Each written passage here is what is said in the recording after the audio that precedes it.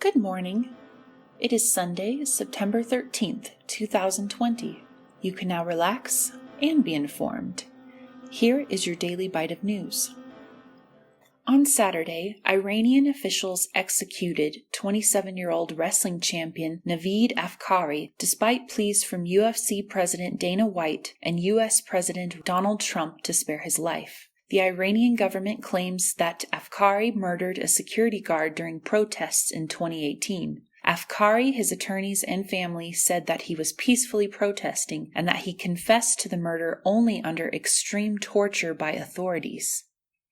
Irish mixed martial arts and UFC star Conor McGregor was just recently taken into police custody in Corsica on suspicion of attempted sexual assault and indecent exposure, the Corsica prosecutor's office said on Saturday. The statement gave no details of the alleged offenses committed. A spokesperson for McGregor has since said Conor McGregor vigorously denies any accusation of misconduct. He has interviewed and been released. ByteDance, the owner of TikTok, is likely to miss the September 20th deadline to sell the popular video sharing app, a date President Trump's administration had mandated for its divestment.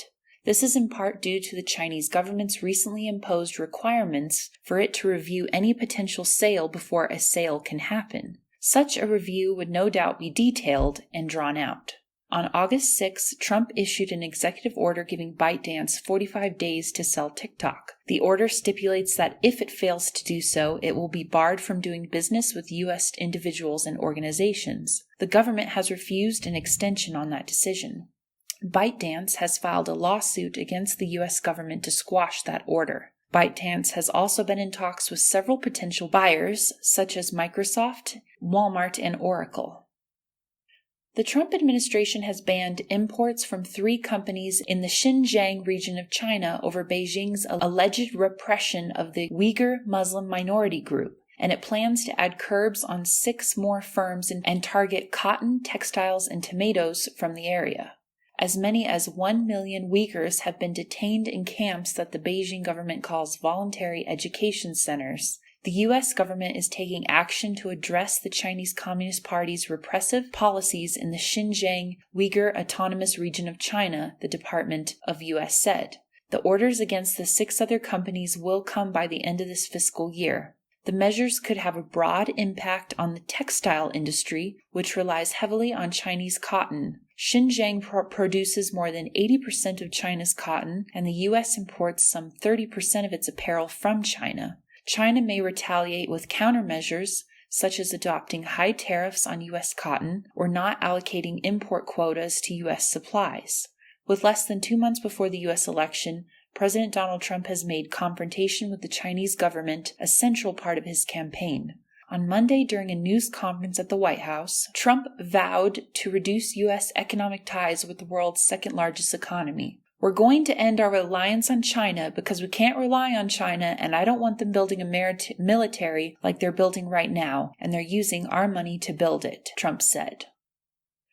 Pakistan and Saudi Arabia relations are at a historically low point. The differences between the 2 countries emerged after Saudi Arabia sided with India in recent tensions over Kashmir. Although economically weak, Pakistan has been a strong military ally of Saudi Arabia. The country's former army chief, General Raheel Sharif, still serves as commander of the 39-country Saudi-led Islamic military counterterrorism coalition. Pakistan is also the only nuclear-armed state in the Muslim world. Now, however, Pakistan seems to have decided not to be strong-armed by the Saudis over its relations with Turkey, Iran, and Malaysia. Saudi Arabia recently demanded the return of $3 billion loan and refused to sell oil to Pakistan if it deferred payment.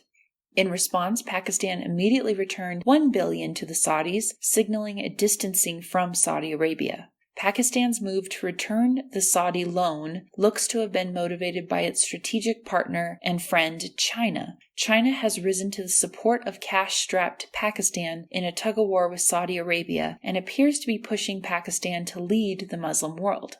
Many Muslim countries, Pakistan included, feel the need for a stronger and more active Organization of Islamic Cooperation, or OIC, to defend the interests of the broader Muslim world, something akin to NATO.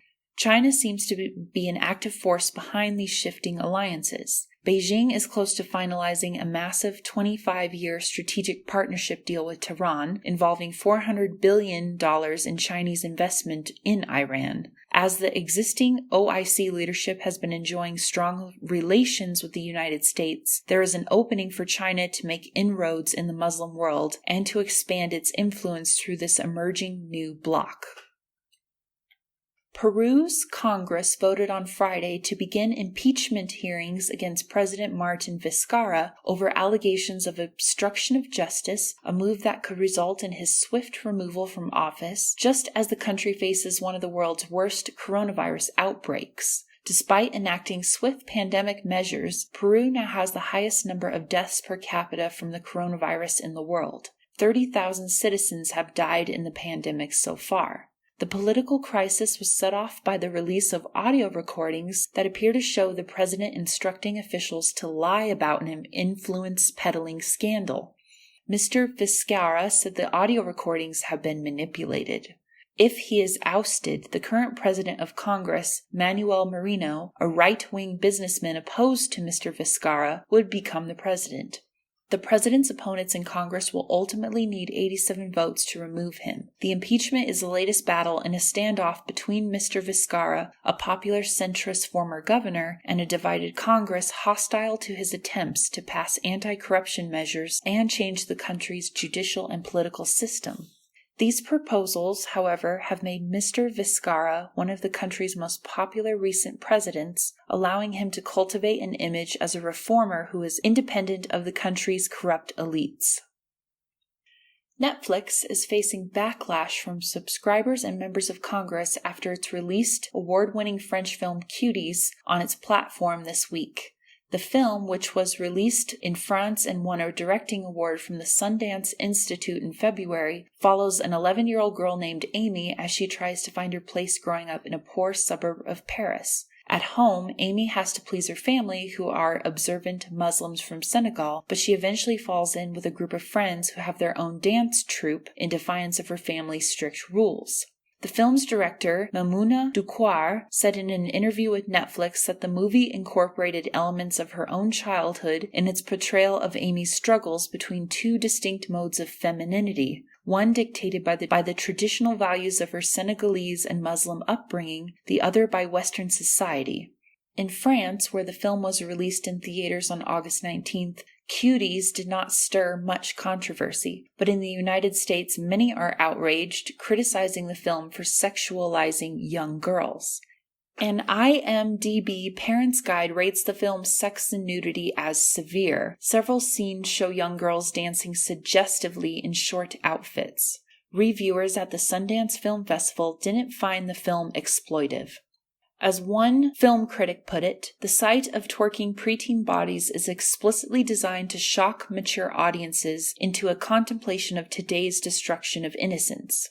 Some members of Congress have called for the film to be removed from Netflix or for a formal investigation. Senator Ted Cruz, Republican of Texas, sent a letter to Attorney General William P. Barr on Friday asking the Justice Department to investigate whether Netflix, the company's executives, or the filmmakers violated federal laws against the production and distribution of child pornography.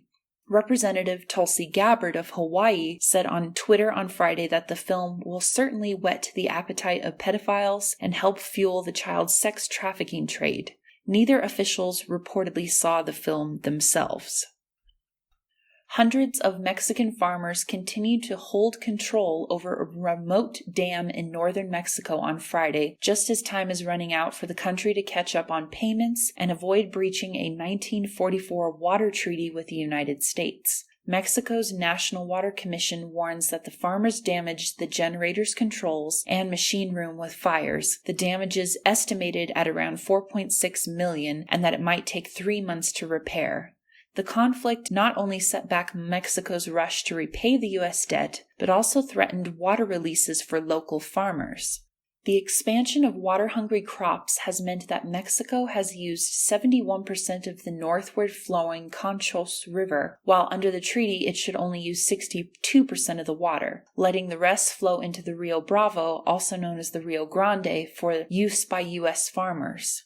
President Andrés Manuel Obrador tried to explain to Mexicans Friday why the water must be released to the United States, which in return gives Mexico 4 times more water from the Colorado River farther west under the treaty. It is believed the protests may be driven more by politics than water concerns. The conflict could be benefiting drug cartels that operate in Chihuahua by seeking to force the National Guard and other law enforcement forces out of the area. Concerns are building that if the farmers refuse to budge, the National Guard would be sent in again and there could be more violence. President Andrés Obrador said Thursday he regretted the killing of a woman and the wounding of her husband following a Tuesday clash between National Guard troops and farmers over water.